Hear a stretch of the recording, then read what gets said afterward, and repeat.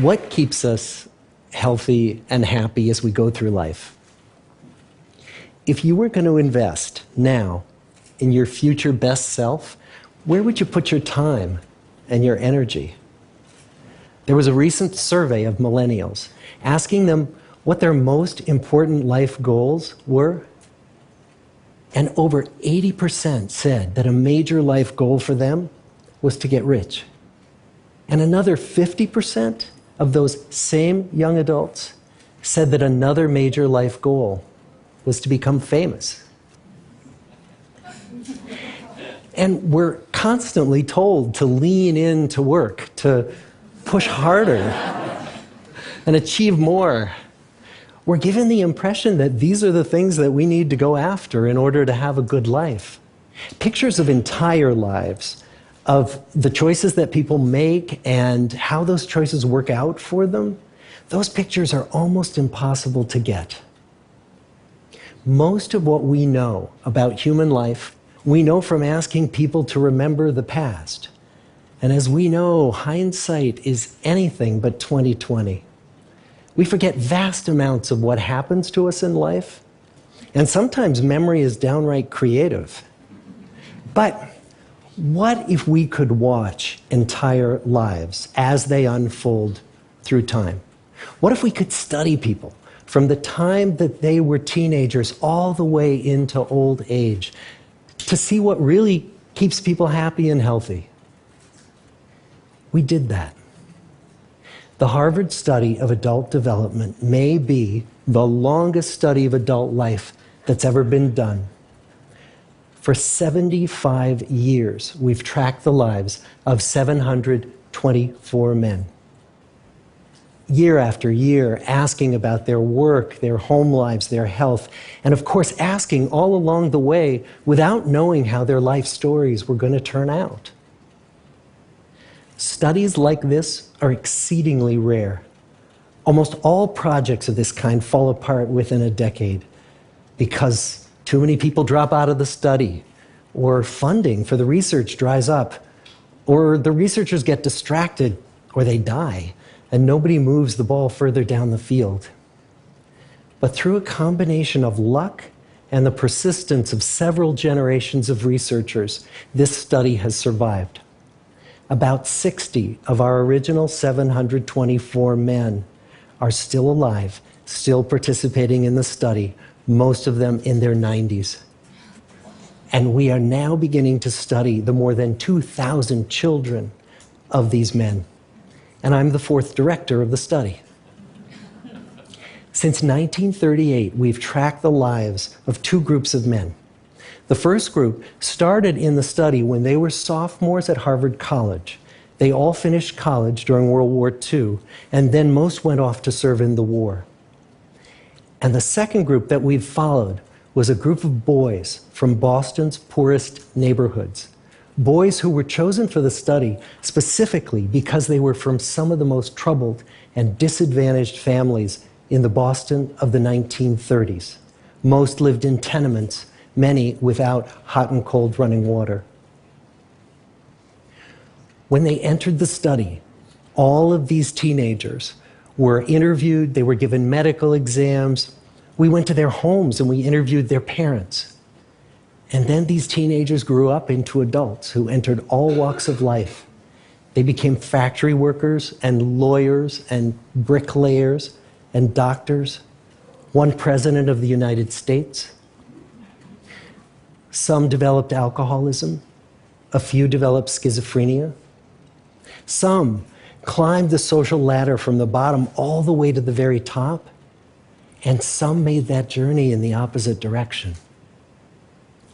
The founders of this study would never in their wildest dreams have imagined that I would be standing here today, 75 years later, telling you that the study still continues.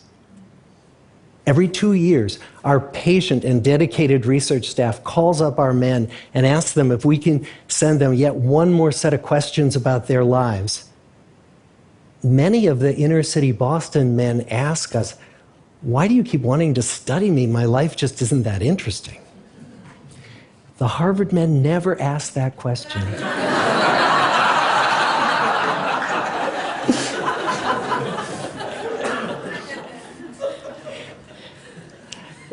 To get the clearest picture of these lives, we don't just send them questionnaires. We interview them in their living rooms. We get their medical records from their doctors. We draw their blood. We scan their brains. We talk to their children. We videotape them talking with their wives about their deepest concerns. And when, about a decade ago, we finally asked the wives if they would join us as members of the study, many of the women said, "You know, it's about time." So what have we learned? What are the lessons that come from the tens of thousands of pages of information that we've generated on these lives? Well, the lessons aren't about wealth or fame or working harder and harder. The clearest message that we get from this 75-year study is this: good relationships keep us happier and healthier, period. We've learned 3 big lessons about relationships.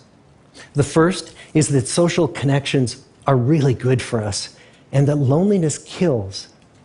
It turns out that people who are more socially connected to family, to friends, to community are happier, they're physically healthier, and they live longer than people who are less well connected. And the experience of loneliness turns out to be toxic.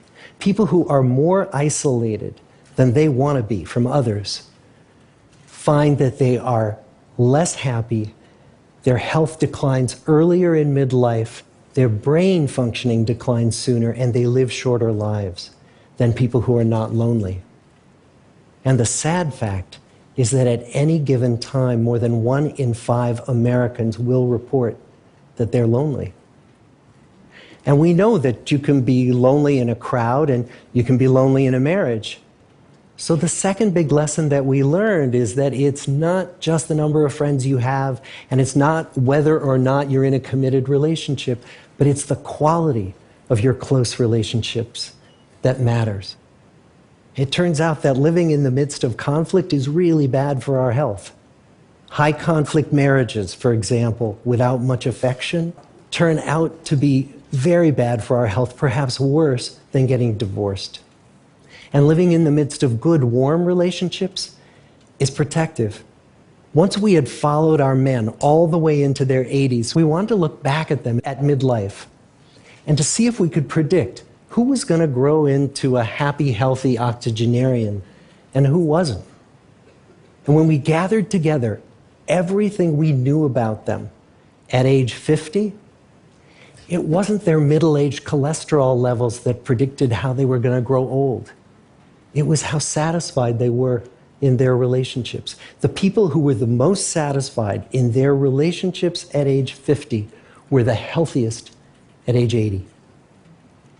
And good, close relationships seem to buffer us from some of the slings and arrows of getting old. Our most happily partnered men and women reported in their 80s that on the days when they had more physical pain, their moods stayed just as happy. But the people who were in unhappy relationships, on the days when they reported more physical pain, it was magnified by more emotional pain. And the third big lesson that we learn about relationships and our health is that good relationships don't just protect our bodies, they protect our brains.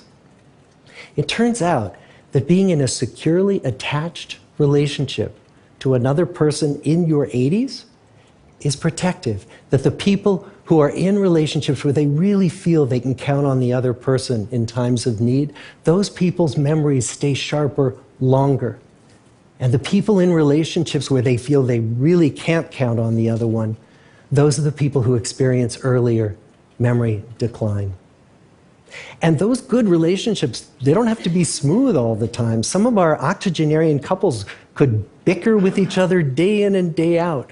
But as long as they felt that they could really count on the other when the going got tough, those arguments didn't take a toll on their memories. So, this message that good, close relationships are good for our health and well-being, this is wisdom that's as old as the hills. Why is this so hard to get and so easy to ignore? Well, we're human. What we'd really like is a quick fix, something we can get that'll make our lives good and keep them that way. Relationships are messy and they're complicated, and the hard work of tending to family and friends, that's not sexy or glamorous. It's also lifelong. It never ends. The people in our 75-year study who were the happiest in retirement were the people who had actively worked to replace workmates with new playmates. Just like the millennials in that recent survey, many of our men, when they were starting out as young adults, really believed that fame and wealth and high achievement were what they needed to go after to have a good life. But over and over these 75 years, our study has shown that the people who fared the best were the people who leaned into relationships with family, with friends, with community. So what about you? Let's say you're 25, or you're 40, or you're 60. What might leaning into relationships even look like? Well, the possibilities are practically endless. It might be something as simple as replacing screen time with people time, or livening up a stale relationship by doing something new together, long walks or date nights, or reaching out to that family member who you haven't spoken to in years, because those all too common family feuds take a terrible toll on the people who hold the grudges. I'd like to close with a quote from Mark Twain. More than a century ago, he was looking back on his life, and he wrote this: "There isn't time. So brief is life for bickerings, apologies, heartburnings, callings to account. There is only time for loving, and but an instant, so to speak, for that." The good life is built with good relationships. Thank you.